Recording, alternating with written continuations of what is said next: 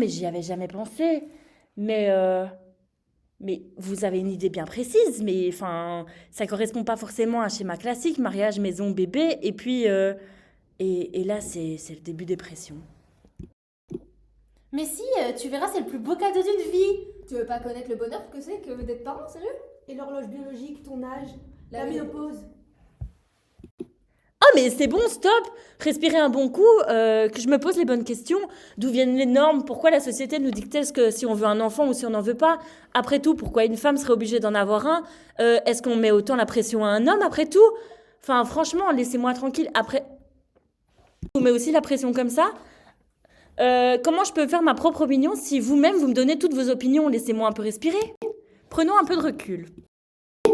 Prenons un peu de recul.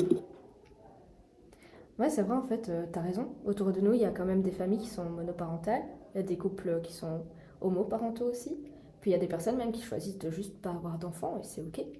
Il existe mille et une façons de vivre sa vie et de construire son bonheur. L'important, c'est de se sentir libre de ses choix sans se laisser influencer par la pression extérieure et la pression des autres. Alors, la prochaine fois qu'on vous pose la question, vous saurez quoi répondre. Avoir des enfants, c'est un choix personnel. Et je respecte le vôtre, comme j'attends que vous respectez le mien. Et si on se concentrait plutôt sur le présent, sur nos projets, nos passions, nos envies, l'avenir, on verra bien.